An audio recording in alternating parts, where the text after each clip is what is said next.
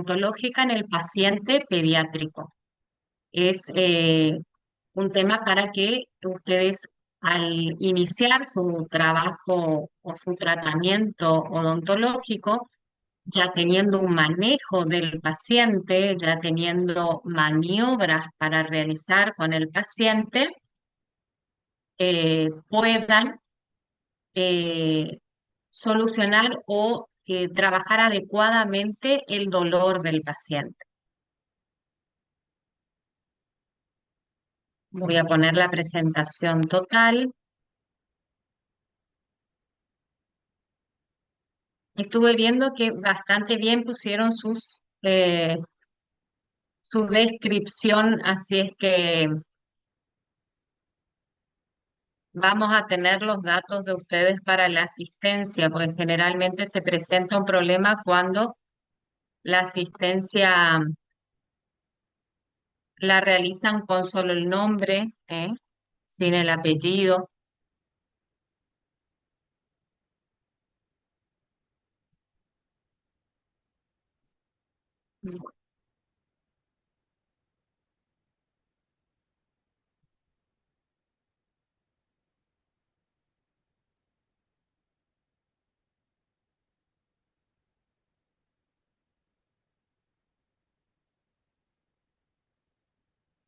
Visto que está lento el tema hoy de internet.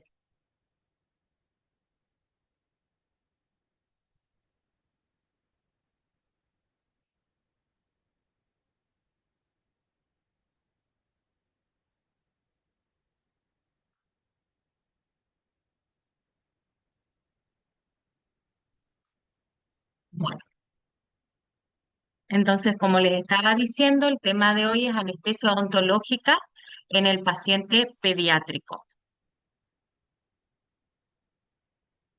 Esto es parte del éxito para cualquier tratamiento odontopediátrico. Nosotros no solo debemos tener un conocimiento sobre la técnica anestésica que tenemos que realizar, sino también el procedimiento operatorio quirúrgico que debemos llevar a cabo. Todo esto es para poder abordar la conducta del paciente. Siempre que el paciente tenga ansiedad, dolor o miedo, ese éxito va a estar alterado porque no va a tener la mejor conducta mi paciente. Entonces van a escuchar varias veces que les vamos a recalcar nosotros de que si el paciente tiene dolor o ustedes, sabiendo, conociendo el procedimiento, intuyen de que está con dolor y no es miedo lo que está teniendo el paciente debe ser anestesiado.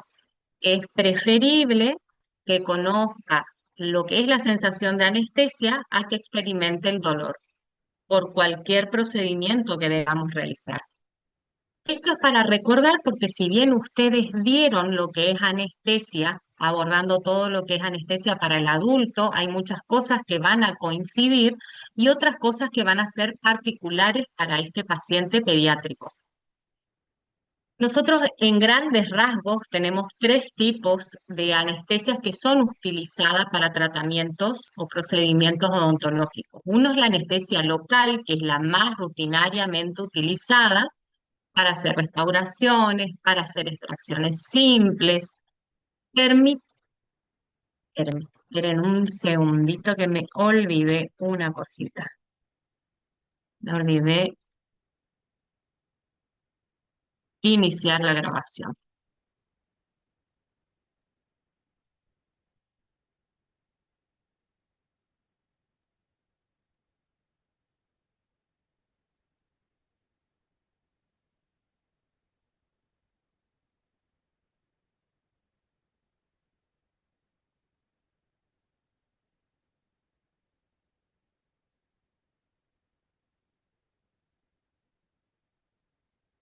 Lorena, soy María Hola, Lía.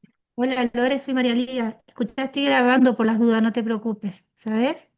Si querés continuar, bueno, no sé por qué no permite, así porque que no te preocupes, yo estoy grabando desde que comenzaste. Tranqui. estamos, gracias Lidia. Dale, dale. Bueno, entonces tenemos que Estos tres tipos de anestesia local, dijimos, la anestesia local es la más frecuentemente utilizada y es la que nos va a permitir bloquear la sensación de dolor en áreas específicas. Me va a reducir el estrés del paciente, me va a facilitar un tratamiento seguro y eficiente. Pero es importante explicar al niño y a sus cuidadores las sensaciones que va a experimentar.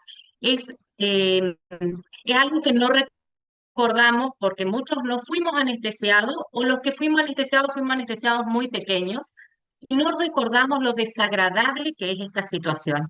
Entonces es muy importante que nosotros al niño le digamos todo lo que va a ir sucediendo secuencialmente. Vos vas a sentir hinchado, vos vas a sentir como inflamado, pero no va a pasar nada, vos te vas a tocar acá, vas a sentir raro. Es muy importante que nosotros hagamos todo ese recordatorio antes de que empiece a suceder. Y cuando es la primera vez que ellos son anestesiados, las sensaciones de dolor, o sea, ellos automáticamente se van a estar tocando y probablemente ya les digan de que hay dolor, me duele. Entonces ahí es hablarle hasta que ellos entiendan de que es anestesia lo que están recibiendo.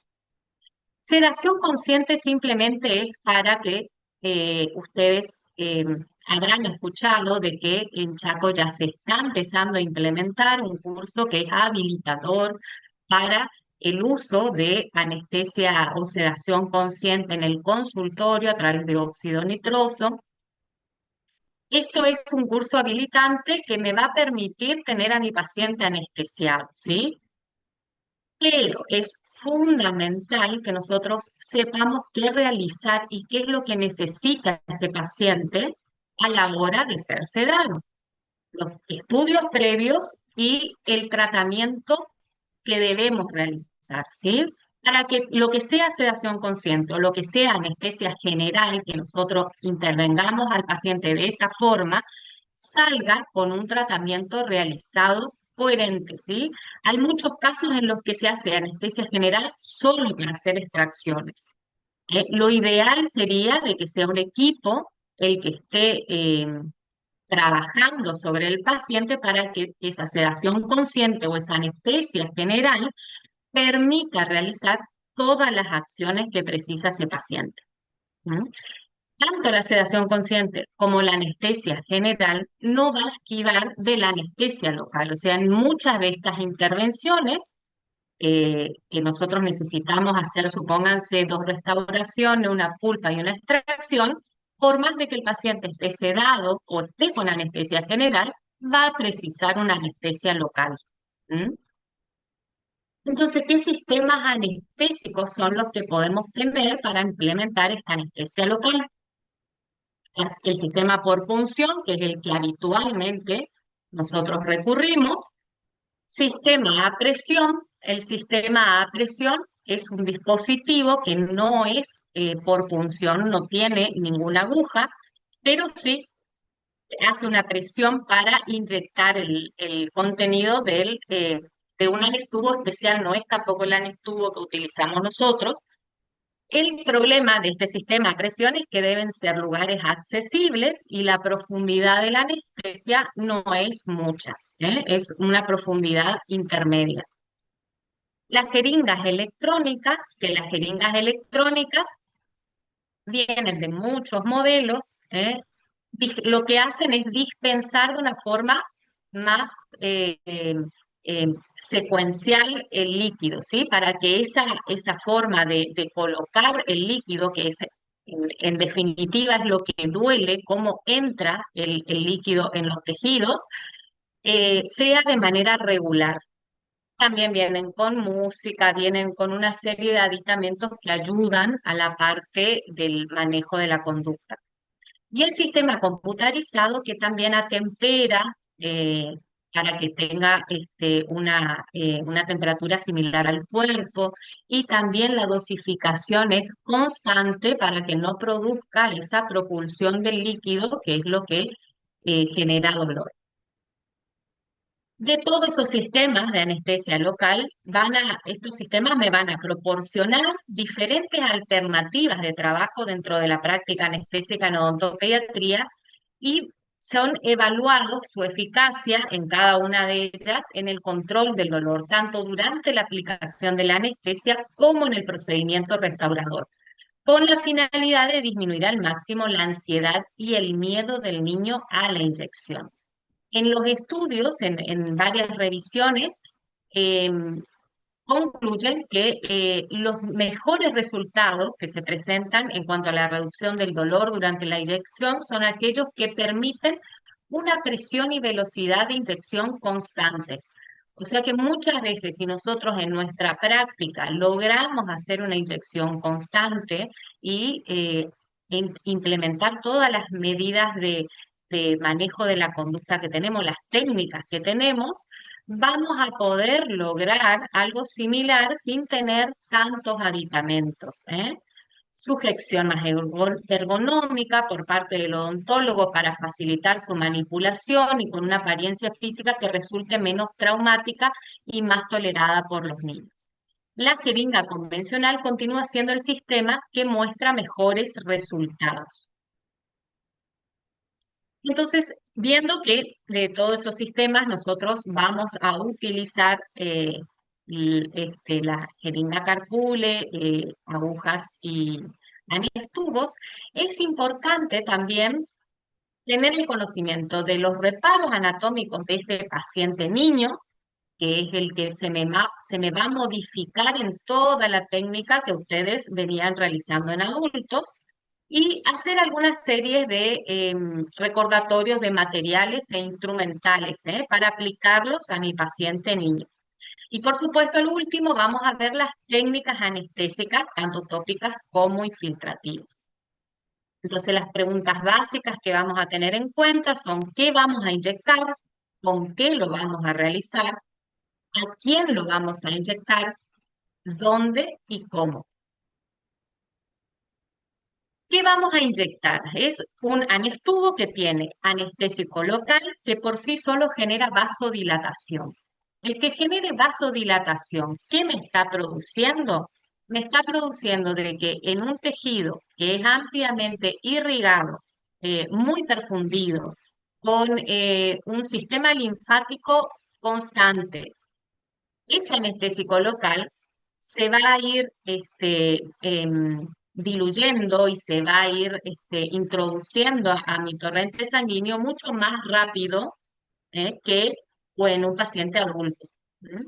Entonces, es preciso que tenga un vasoconstrictor, que ya sea adrenalina o epinefrina. Está comprobado de que puede ser utilizado en niños.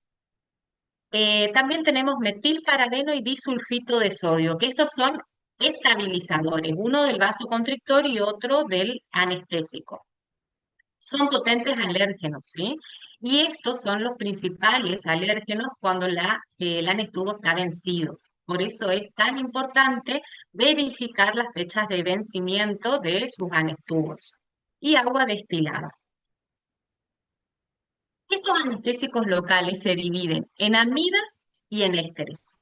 Los ésteres de por sí son más alérgenos, y la benzocaína puede ser utilizada únicamente a nivel tópico porque carece de su anillo para perfundir los tejidos en los componentes liposolubles, ¿sí? Entonces, por eso es solo local. Pero ya vamos a ver que ahora prácticamente no se utiliza y no la van a conseguir a la benzocaína como anestesia tópica tampoco. Y las amidas, tenemos lidocaína, articaína o clorhidrato de carticaína, mepivacaína, trilocaína y bupivacaína.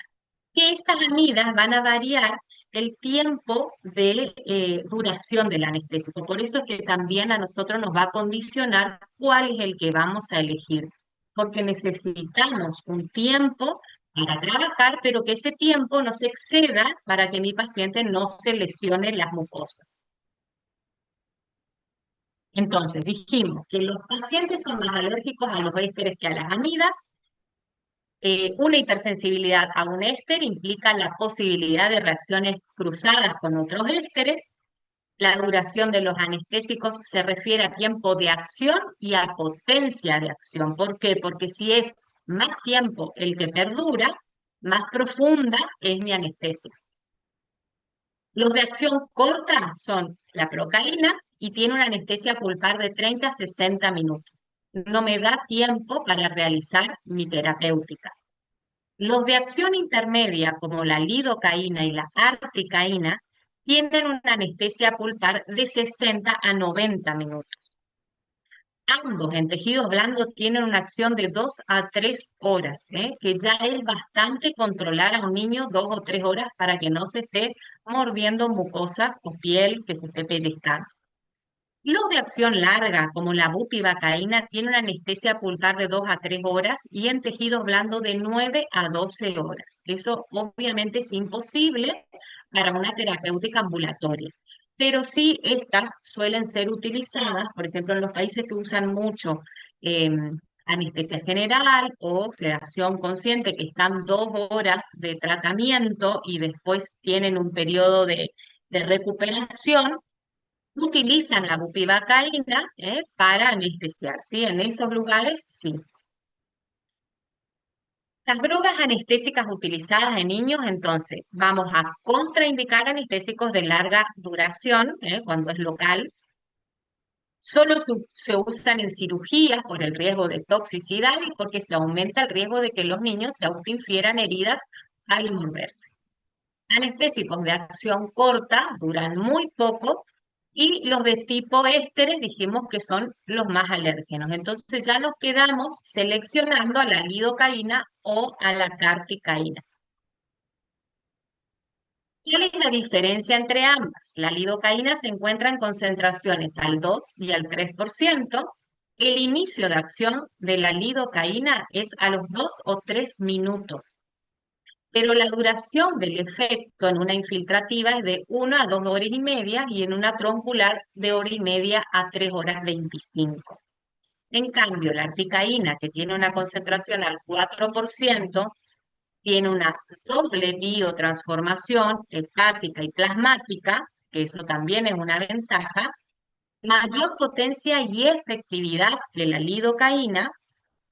Se inicia su acción al minuto o a los 2 minutos en la infiltrativa y a los 2 o 3 minutos en las tronculares.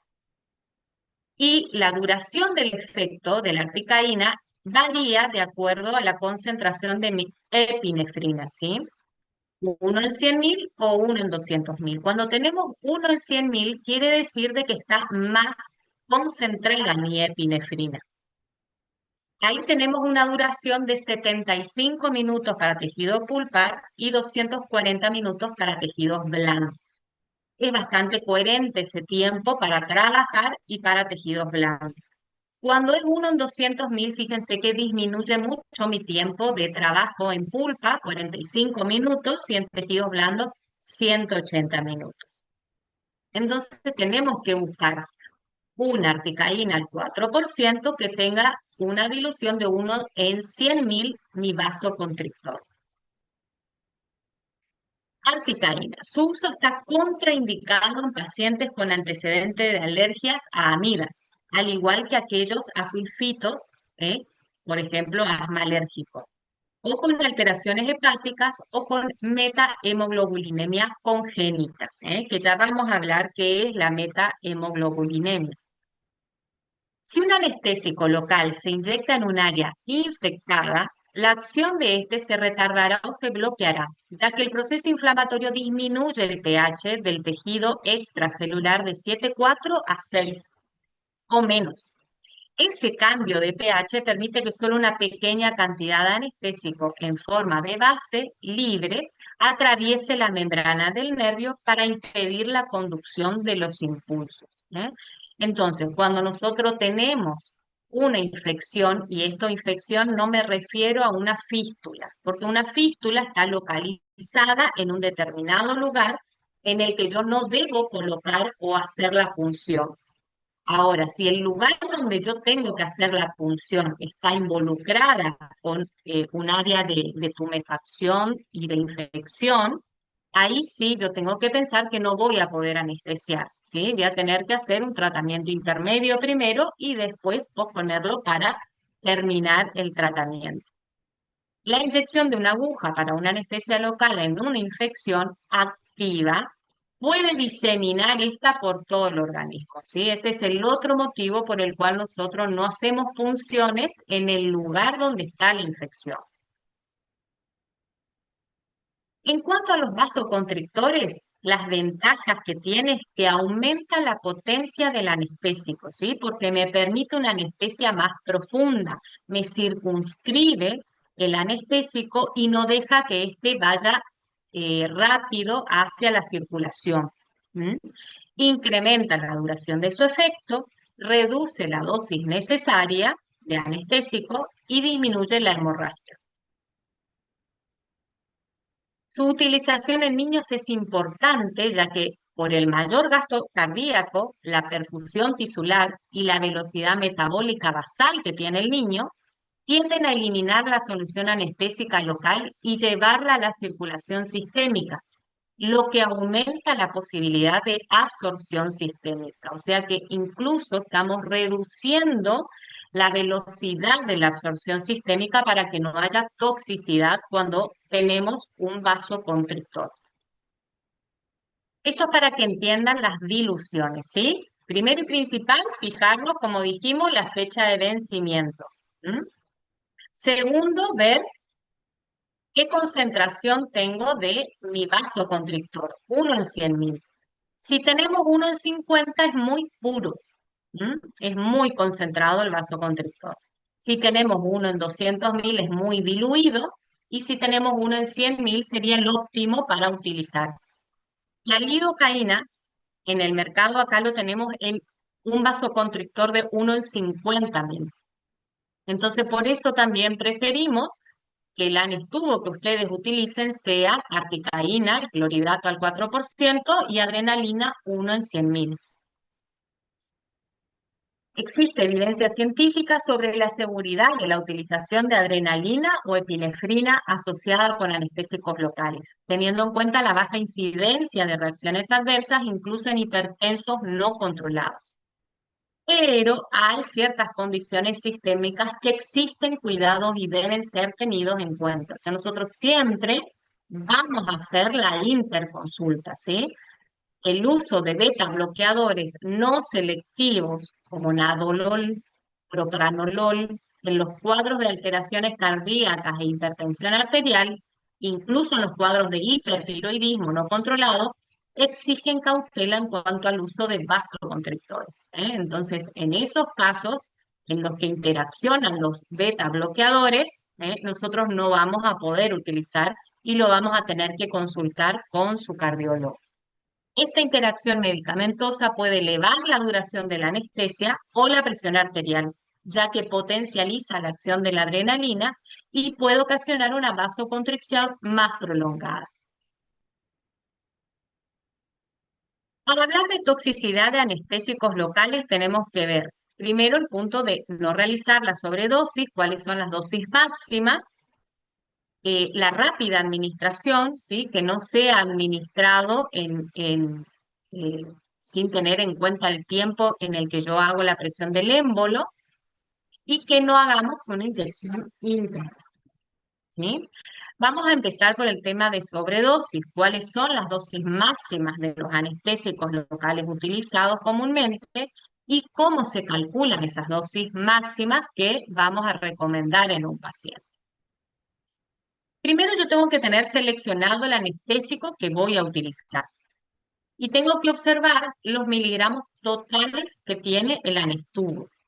Acá en este cuadrito ustedes tienen detallada la lidocaína y la articaína, lidocaína al 2% y articaína al 4%. ¿Cuántos miligramos traen por mililitro y cuántos miligramos ya tiene el anestubo total? ¿Mm? La dosis recomendada para el anestésico de lidocaína por kilogramos de 4,4 miligramos. Y la dosis de la articaína es 7 miligramos por kilogramo. Yo hice un cálculo general para un niño de 10 kilogramos, que en la clínica ustedes por ahora no van a tener pacientes de 10 kilogramos, pero sí pueden tener pacientes de 20 kilogramos y después les muestro uno de 30 kilogramos. Este cálculo de un paciente de 20 kilogramos, me dice que yo de lidocaína puedo utilizar, siempre redondeamos para abajo, que ustedes van a ver que redondeamos para abajo porque estamos considerando lo que absorbe también de anestesia tópica. Entonces, si acá me dice 2,4, yo puedo poner solo 2 anestubos. Y si acá me dice 1,9, yo puedo poner un anestubo y medio. ¿Mm? Eso es para un paciente de 20 kilogramos. Un paciente de 30 kilogramos, que también van a tener varios de ese peso, a mí me dice que si yo tengo 7 miligramos por kilo para mi paciente, me da un total de 210 miligramos que yo le tengo que dar a ese paciente o le puedo administrar solo 210 miligramos. ¿Mm? Esos 210 miligramos yo lo tengo que dividir por 72 miligramos que tenía mi anestubo. Eso me da 2,9, redondeamos para abajo, o sea que en un paciente de 30 kilos aproximadamente no tenemos que superar 2 anestubos y medio. ¿Qué es lo que me quiere decir esto? Que si yo tengo que hacer una troncular y la realizo mal y tengo que volver a, hago la troncular y hago el cierre de circuito. Supónganse que gastan un anestubo y medio ya para hacer esa troncular y no tomó la troncular y yo tengo que seguir administrando en un tiempo de una hora y media, no vamos a poder continuar administrando. ¿Mm? Si nosotros no supimos colocar en el lugar correcto la anestesia para que realmente tome lo que tenía que tomar. ¿Mm? Entonces, en esas cuestiones es que tenemos que tener cuidado para colocar la cantidad necesaria, lo que el paciente necesita. En pacientes con sobrepeso, es bueno tener una tablita que me diga la edad del paciente, la talla y un peso aproximado. Entonces, si yo veo que mi paciente no corresponde al peso que debería tener, el cálculo lo vamos a realizar en el estimativo que ese paciente debería tener de kilogramos. Anestésicos tópicos, como les decía, benzocaína era lo que se utilizaba mucho, al 20%, fíjense que es muy concentrada la dosis, y lidocaína es al 5%, ¿m? Solución o ungüento, y al 10% en spray. Parches de lidocaína, que ahora se consiguen muy poco, y EMLA, que son combinaciones de anestésicos tópicos, por ejemplo, lidocaína y prilocaína. Hay muchos de estas combinaciones y sobre todo en las farmacias hacen preparaciones magistrales, pero uno tiene que tener en cuenta que ahora con la dermatología o con orofacial se utilizan mucho de estas cremas para piel, ¿m? Y para mucosa, pero no sería conveniente utilizar. Si no sabemos la graduación que deben tener los preparados, tengan mucho cuidado de cuánto es lo que le colocan al paciente, porque el paciente lo va a ingerir y lo va a absorber mucho más que un adulto. ¿M? Y no es piel, sino mucosa. ¿Qué particularidades tienen estos anestésicos tópicos? La benzocaína es es la que presenta los efectos anestésicos más rápidamente, por eso era que era muy ocupada anteriormente. A los 30 segundos nosotros ya teníamos una acción, pero se encuentra asociada a más episodios de metahemoglobulinemia. ¿Mm? Ya vamos a hablar. Lidocaína, incidencia de reacciones alérgicas menores, pero puede ser absorbido sistémicamente y combinarse con un anestésico local de tipo amida inyectado, aumentando el riesgo de sobredosis. Entonces, eso es el tema de tener incorporado que nosotros algo de anestésico absorbió y tragó el paciente, ¿sí? Recomendaciones, si se utilizan en spray, deben tener válvula dosificadora, ¿sí? Para que no se desparrame, ¿eh? Y colocar en el lugar, en el sitio de función únicamente. La absorción de los anestésicos tópicos deben ser consideradas en el cálculo final de la infiltración. Y las combinaciones, como les estaba contando, ¿sí? Que existen combinaciones, pero que son utilizadas, que tenemos que saber cuáles son las dosificaciones para mucosa. Food and Drug Administration advirtió acerca del uso de anestésicos tópicos y el riesgo de metahemoglobulinemia. ¿Qué es la metahemoglobulinemia? La adquirida es una condición rara que ocurre cuando el ion hierro de la molécula de hemoglobina se oxida a su estado férrico, conocida como metahemoglobina, la que no es capaz de transportar oxígeno en la sangre. Entonces, la hemoglobina deja de transportar oxígeno en la sangre y los tejidos sufren de hipoxia. ¿Mm? Este riesgo está asociado principalmente con la prilocaína y la benzocaína. Bueno, ahora vamos a pasar a hablar de con qué vamos a hacer esta anestesia local.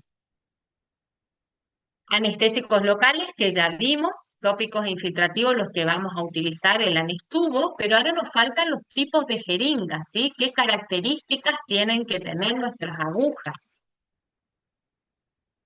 Tipos de agujas tenemos tamaño y calibre. ¿M? El tamaño me está hablando a mí de la longitud y el calibre del ancho, ¿sí? El ancho a mí me dice que una de 27 G corresponde a un calibre más ancho que una de 30 G, ¿sí? Son más robustas, y permiten que esta aguja, al introducirse en sectores largos, no se doblen, ¿eh? Tenemos menos tendencia a que se quiebren. ¿Cuál es la desventaja de la 30G? Si bien produce menos laceraciones, tenemos que regular más en la propulsión del líquido porque tiende a dispararse más cuanto más finito es el calibre. ¿Mm? En acción tenemos 27G o 30G. Ahora vamos a ver de qué va a depender la elección de una u otra. El tamaño. Nosotros podemos utilizar extra corta en algunas técnicas muy reducidas, ¿eh? Muy reducidas.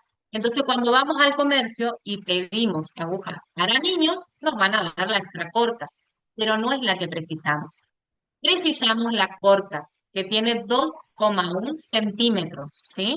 ¿Por qué? Porque necesitamos una longitud que nos asegure poder llegar, a el lugar de depósito. Entonces, si yo me compro una extra corta, no voy a llegar o voy a tener que impulsarme hasta el borde de la aguja y corremos riesgo de que ésta se fracture. ¿M? Entonces, si queremos tener agujas extra cortas, podemos tener, pero las que no pueden faltar son las cortas. ¿Ok?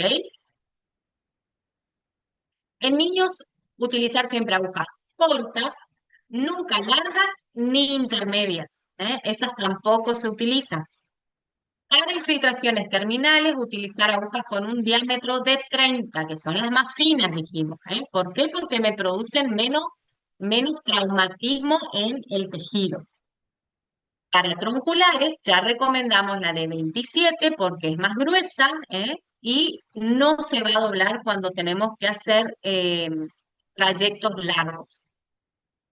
La longitud de la aguja viene determinado por el lugar donde debemos realizar el depósito del anestésico, por lo tanto, en tronculares no pueden usarse extra cortas. Cuanto más larga y delgada es la aguja, mayores son las probabilidades de que su punta se desvíe del trayecto pretendido. Y respecto al diámetro, se ha considerado que las agujas finas producen menor traumatismo tisular. Bueno, ahora pasamos a quién se inyecta, ¿sí? Niños versus adultos. Acá tenemos la parte intelectual y emocional, que ya dimos teoría de psicología, ya dimos abordaje de la conducta, ya estamos conociendo a nuestro paciente cómo tratarlo, pero tenemos que conocer la parte anatómica, sus tejidos blandos, sus tejidos duros, qué particularidades presentan. El conocimiento macroscópico de la neuroanatomía de cabeza y cuello nos permite una adecuada colocación de la solución anestésica, contribuyendo a minimizar las complicaciones, hematomas, trismus, inyección intravascular. Es importante familiarizarse con la historia médica del paciente para disminuir los riesgos de agravar cualquier condición médica mientras brindamos tratamiento odontológico. Y debe realizarse la interconsulta médica cuando se considere necesario. Características anatómicas. En los tejidos blandos dijimos que teníamos mayor irrigación, mayor perfusión, un estado metabólico más acelerado, ¿eh? Y tenemos muchos vasos pequeñitos, ¿sí? Las raíces dentarias son divergentes, fíjense, parecen patas de mesa de luz, ¿eh? Muy abiertas, ¿eh? Esto va a condicionar, que van a ver en la técnica, sobre todo en superiores, que tenemos que anestesiar de manera terminal a cada pieza dentaria, van a ver que tenemos que hacer ciertos movimientos para permitir anestesiar de un lado y del otro. ¿Eh? Y la otra es tener el conocimiento de qué estado de desarrollo tiene mi paciente. No, no basta con conocer la edad de mi paciente. Yo tengo que ir entendiendo de que este paciente de 9 años puede tener raíces completas en un segundo molar primario y del otro lado tener una raíz que esté empezando la risólisis, ¿eh? En un primer molar primario.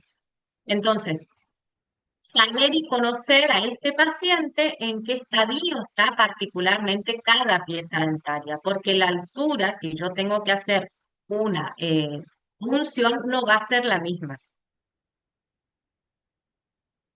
Las raíces de los dientes primarios son más cortas y se ubican más o menos a la altura de la línea mucogingival. ¿Mm?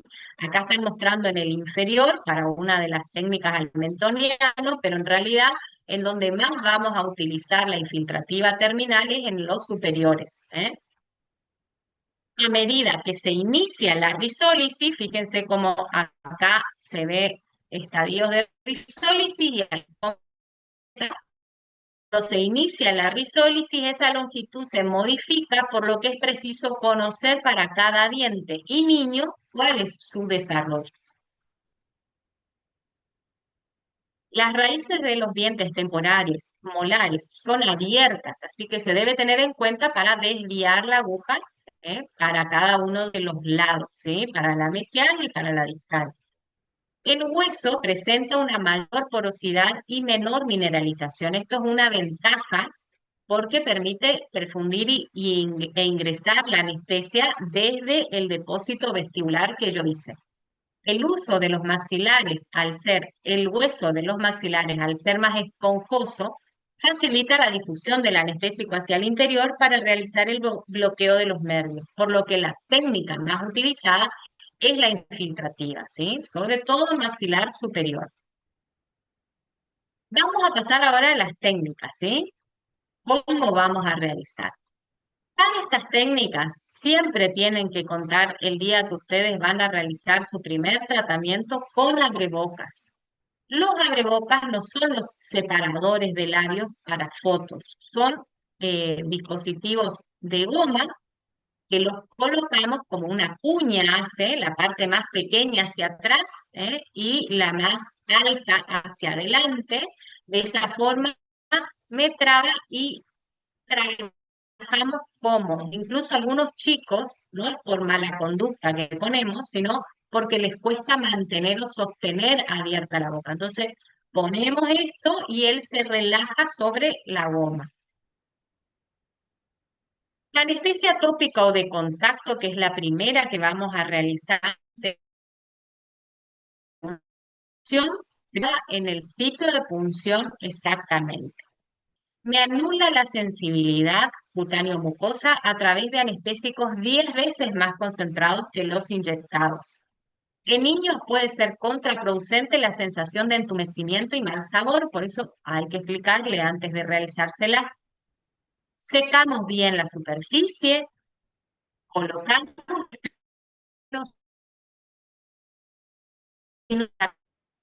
la más utilizada es la benzocaína, pero se debe tener precaución en la cantidad por la posibilidad de alergia, ¿sí? Ahora la más utilizada es la lidocaína.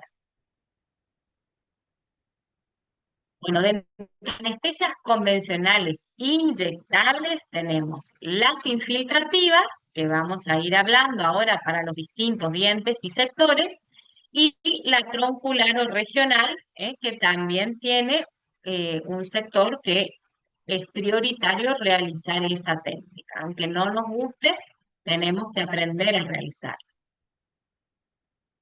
Inervación del maxilar inferior. Vamos a ver primero la técnica más compleja, ¿sí? La que más nos cuesta a todos, y vamos a ver esa inervación del maxilar inferior, ¿m? Para después saber cómo interceptar la entrada, ¿sí? Nervio dentario inferior es al que queremos llegar. También tenemos nervio mentoniano, nervio lingual y nervio bucal, ¿sí? Con la troncular vamos a poder llegar al nervio dentario inferior y al lingual. ¿Qué características anatómicas tiene este paciente niño con respecto al adulto? Tiene ramas ascendentes, más cortas y angostas, ¿sí? Y un ángulo goníaco como más abierto. Estructuras óseas más pequeñas, esto va a ir creciendo en longitud hacia arriba, y adelante. Conducto dentario debajo del plano clusal, fíjense, está por debajo de mi plano clusal, y ángulo goníaco abierto. Línea oblicua externa rara vez está presente en el niño. ¿Esto por qué? Porque hay menos densidad ósea. ¿M? Entonces, al no tener esa línea oblicua externa, a nosotros nos facilita también la perfusión del anestésico cuando hacemos algo bucal. El agujero del conducto dentario está más cerca al borde posterior de la rama. ¿M? Este agujero está más cerca al posterior que al anterior. Y hay una ubicación variable de la espina de Spix en altura de acuerdo a la edad. Acá tienen ejemplificado, todos los bloqueos que nosotros necesitamos realizar para cada uno de los sectores. Si queremos bloquear al dentario inferior, vamos a estar trabajando sobre molares inferiores. También llega hacia incisivos, pero generalmente si vamos a hacer algo en incisivos, lo vamos a bloquear desde el dentario inferior. Que generalmente lo hacemos a través del bloqueo al dentario inferior, en el mismo sitio de punción. Bloqueo al mentoniano, que eso podemos hacer en algunos casos que ya tenemos una risólisis, por ejemplo, para incisivos o eh, caninos o incisivos. Y bloqueo bucal largo para la encía vestibular, sería mi cierre de circuito. Vamos a la primer técnica, la técnica troncular al nervio dentario inferior. ¿Qué reparos anatómicos vamos a tener en cuenta? Primero detectamos al borde anterior de la rama ascendente, ¿sí? Con mi pulgar detectamos la presencia del borde anterior de la rama ascendente. ¿Mm? El ligamento o el raspe pterigomandibular está acá atrás y mi surco intermaxilar es esto que vemos acá. Entonces, entre ese borde anterior, que es el que tocamos acá, y mi raspe medio, está la fosita que cuando es un niño mayor a 6 años, yo me voy a ubicar por encima, y cuando es de 6 años me ubico sobre la fosa, y cuando es menor a 6 años yo voy a hacer una inclinación hacia abajo de mí. Entonces la superficie oclusal de los molares inferiores es la que me va a determinar en altura, ¿eh? Cuánto yo voy a ascender o descender mi sitio de punción para encontrarme con la entrada del dentario inferior. Menores de 6 años a nivel del borde gingival, ¿m? A nivel del borde gingival en menores de 6 años, Entre los 6 y 10 años a nivel del plano oclusal y de 10 a 12 años entre 0,5 y 1,5 milímetros arriba del plano oclusal, ¿sí? Ya se empieza a parecer a lo del adulto, que está aproximadamente a 2 centímetros del plano oclusal. Eh, una referencia que podemos tener en menores de 6 años, si bien no vamos a tener muchos de esos pacientes, si Dios quiere, no vamos a tener muchos menores de 6 años, cuando hacemos la incidencia, nos fijamos el borde gingival de las piezas dentarias posteriores, y más o menos a ese nivel encontramos el ingreso de mi sitio de punción. Esta técnica anestésica al nervio dental inferior y lingual tiene distintas variables. Se puede hacer extrabucalmente, se puede hacer, nosotros vamos a hacer intrabucal. Se puede hacer a boca cerrada, se puede hacer a boca cerrada, nosotros vamos a hacerlo a boca abierta porque son niños colaboradores, que vamos a trabajarlo para poder hacer la técnica. Y tenemos técnicas directas o indirectas. Particularmente me gusta la directa y de depósito continuo.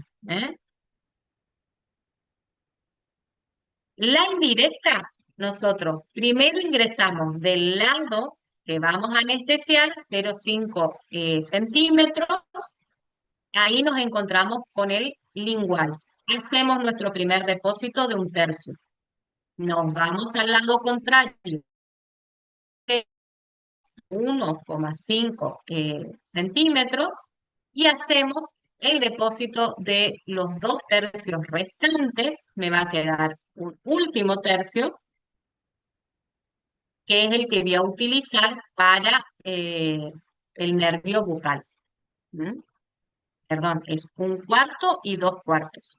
1/4 para el lingual, 2/4 para el dentario inferior. Y me queda un último cuarto que es el que utilizo con el nervio bucal. Ahora, si yo hago la directa, todo el tiempo estoy del lado opuesto, ingreso 0,5 centímetros, hago un depósito y después voy haciendo depósitos en mi trayecto hasta llegar a 1,5 centímetros donde encuentro la entrada de mi conducto, ¿sí?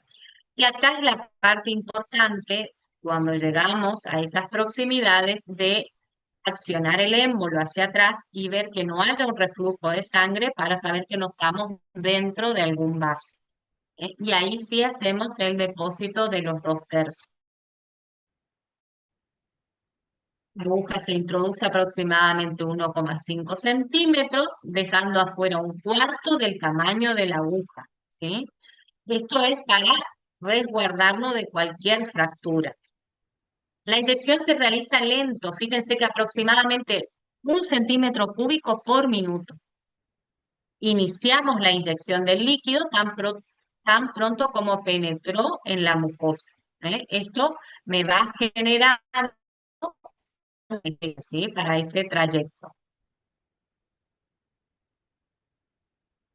Acá pueden observar, el sitio de punción está por encima de ese plano oclusal, y no introducimos la totalidad, sino que dejamos al resguardo un poquito de la aguja.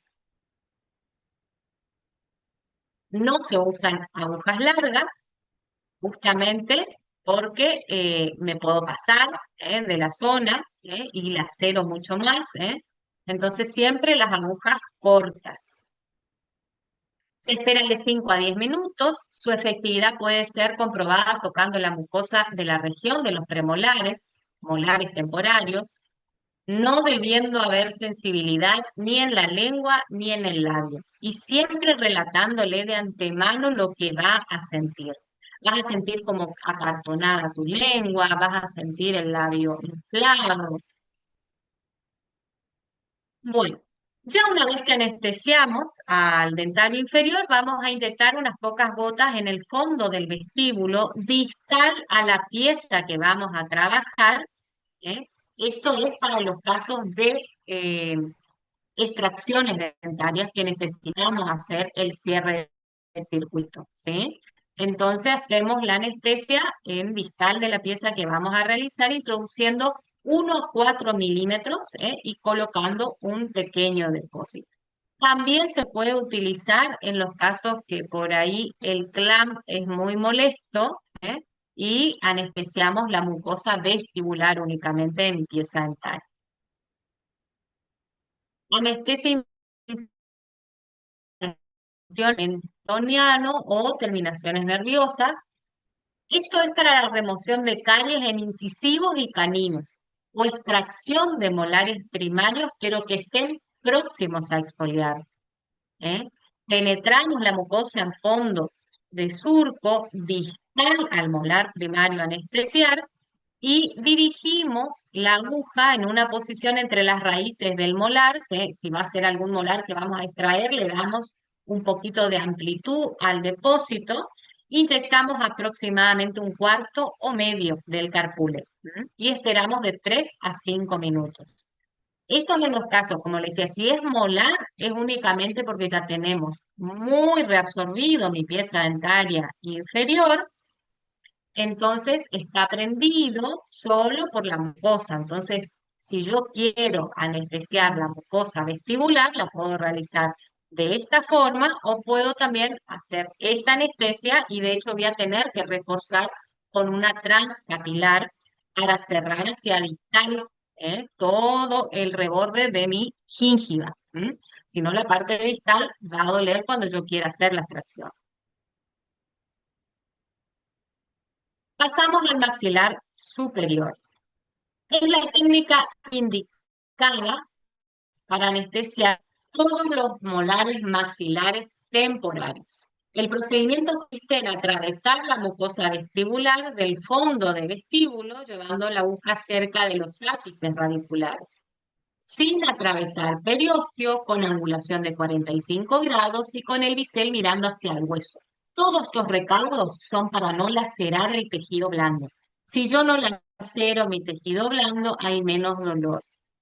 Es más efectiva en el maxilar superior porque el hueso es más esponjoso y está más vascularizado. Bueno, en el sector anterior tenemos al nervio dentario anterior, ¿sí? Ese es el que me inerva a los incisivos y caninos. El hueso y la mucosa vestibular. Todo eso me inerva el dentario anterior. Entonces yo para anestesiarlo voy a penetrar la mucosa con la aguja paralela al eje longitudinal y avanzamos aproximadamente 2 milímetros del ápice radicular. Y ahí hacemos el depósito de un tercio de mi anestubo.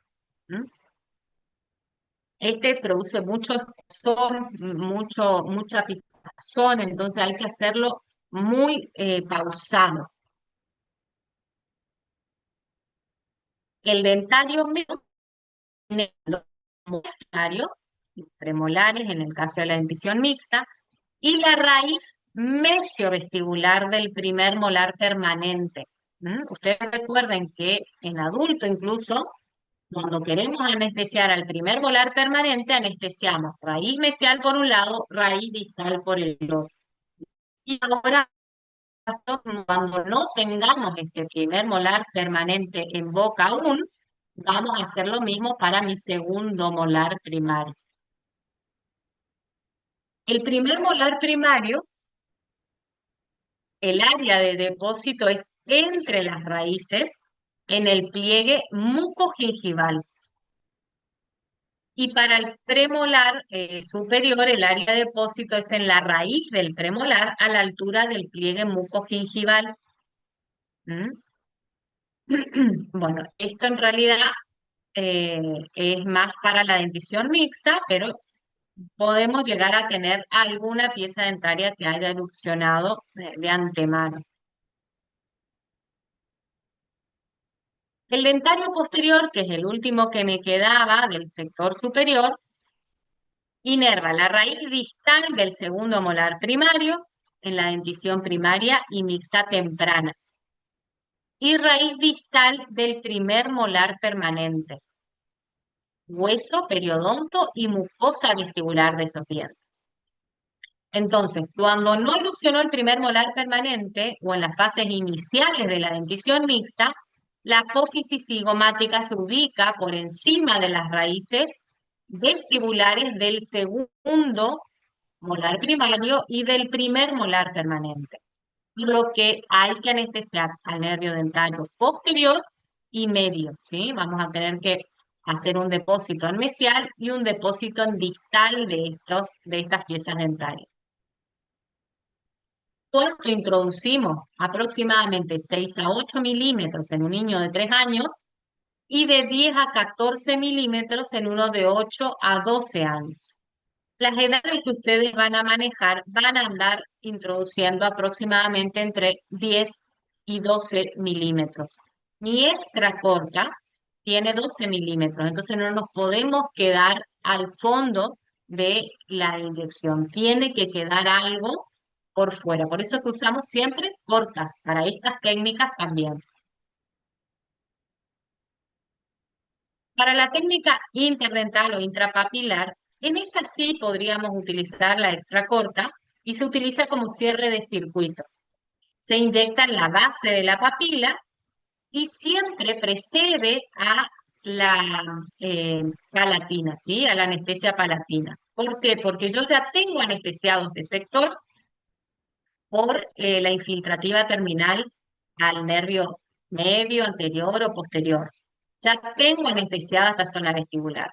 En la base de la papila yo introduzco mi aguja, voy haciendo depósitos y voy viendo cómo va quedando blanco, se va produciendo esta isquemia, y a medida que voy transcurriendo hacia palatino, voy largando gotitas y después voy a ver que esto mismo blanco se traduce en el sector palatino. ¿Mm? Entonces yo ya cuando haga la palatina voy a tener anestesiado el rodete gingival. La anestesia palatina, que la tenemos que reforzar después de esa transpapilar, la calculamos, o sea, el lugar de mi punción lo calculamos tomando en cuenta el borde gingival, ¿sí? De mis molares y el rafe medio. En el medio de esos dos hago mi depósito bien cercana a la pieza dentaria que vamos a trabajar, ¿no? Al diente que vamos a tratar.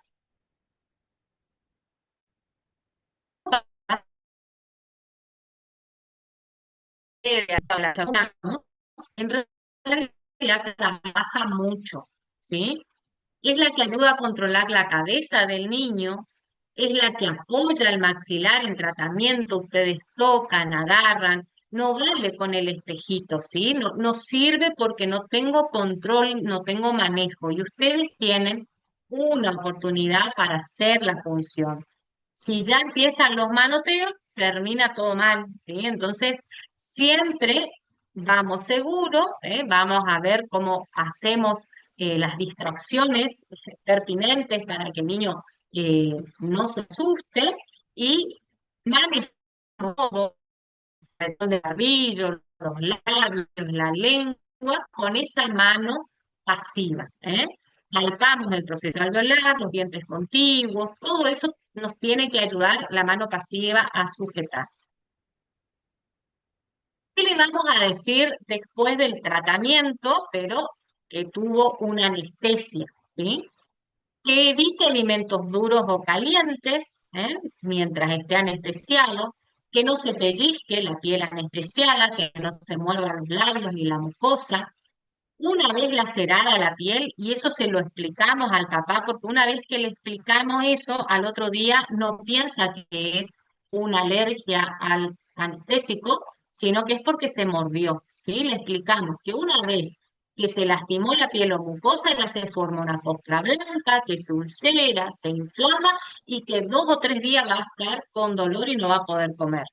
Ya se lo decimos en esa consulta para que al otro día nos llame de que tiene una reacción alérgica. ¿Mm? Complicaciones posanestésico.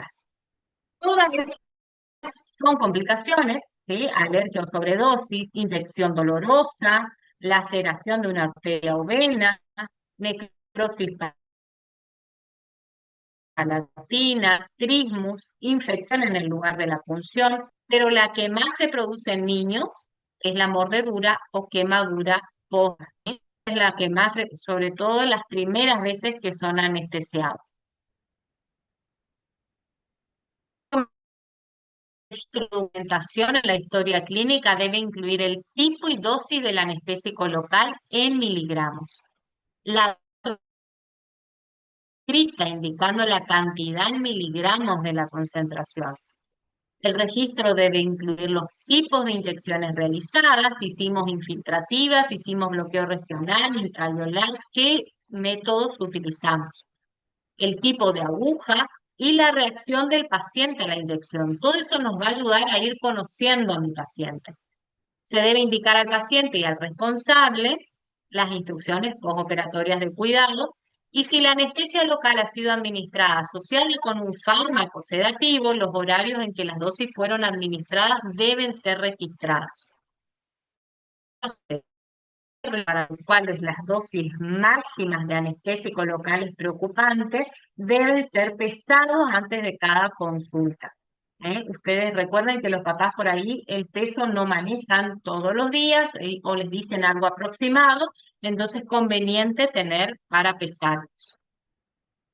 Y si se lesionó, si ya me manda la fotito de que se produjo eso, mantenemos la higiene, le pedimos que haga higiene constantemente, no sobre ese lugar, pero sí de la boca, que se hidrate, que ponga cremas, ungüentos, por ejemplo, puede colocar manteca de cacao, todos ungüentos que sean em, como oleosos, para glicerina sólida, para que me permita estirar la piel y que no se corte, dieta blanda y fría, y si refiere mucho dolor por la inflamación, ibuprofeno por 2 o 3 días, ¿sí? Y le damos en la cantidad necesaria para ese paciente.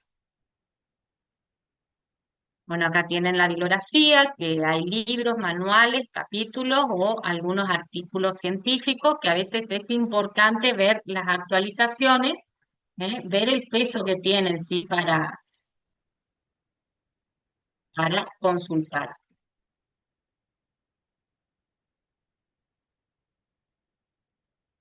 ¿Alguna duda? ¿Algo que haya quedado, que hayan anotado? Miguel Escobar, ¿alguna duda?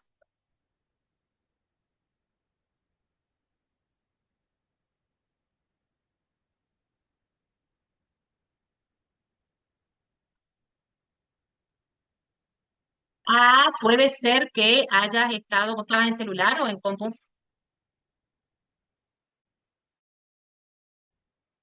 Ah, puede ser la ubicación, sí, se ve un poquito más chica, sí, la imagen. Profe, yo le quiero consultar con respecto al parcial. Lo que es plan preventivo básico, ¿vaya a entrar lo que es caries, inactivación y sellador? ¿Y flúor también o no? Porque en el aula, por las clases que están subidas, lo de flúor no está. Lo de flúor en la clase no está, pero en la teoría se dio, La teoría. En la teoría está, Claro, no. Pasa que yo vi el PDF de sellador de fosas y fisuras y lo de claro, claro. Vos tenés un teórico, hija, que está en el Sí, aula virtual. sí, sí, sí. Está, Sí, sí, ahí está todo está. en el aula. Ustedes Miguel, tienen que tener en perdón, cuenta que, sí, sí, está subido en el canal de YouTube de la cátedra sí, sí, también. Son sí. dos Por el aula partes virtual del no teórico se de la... podía, no se podía, Claro, pero ahora se puede. Con Andrea exacto, pusimos hoy y se puede ver desde el aula virtual, se puede entrar a YouTube. bien. Son dos Y lo partes único, de teórico, porque por ahí se quedan en uno y está la segunda claro, parte. claro, lo que pasa es que eso es todo, solamente Power, no es la teoría. Y ustedes Exacto, tengan en cuenta que siempre lo que es plan preventivo básico es la acción a todos esos recursos de diagnóstico que vieron en la historia clínica. Entonces entra todo, tiene que Claro. estar también flúor, Tiene tiene que que estar estar, sí, sí, sí. Está en exactamente. realidad, sino que era una pregunta porque estaba generando dudas. Entonces, para que no haya ningún inconveniente, Dale. preguntaba Sí, sí, sí, está bien, directamente está bien, eso. está bien. Perfecto. Entra, todo eso entra también, sí. Bueno, y el viernes, como van a tener ya la visita también, pero van a tener primero el parcial y después ingresan los pacientes a las 15 horas, que está en el cronograma también. Profe, ¿y el parcial es semiestructurado? Es en la clínica, no entendí. ¿Qué me preguntaste? Que si es semiestructurado. Ah, es múltiple opción. Ok. Bueno, profe, muchas gracias Ya, a chicos, todos. nos vemos el viernes. Bueno, sí, el viernes. Doctora, se rinde Gracias, en la profe. clínica, ¿no?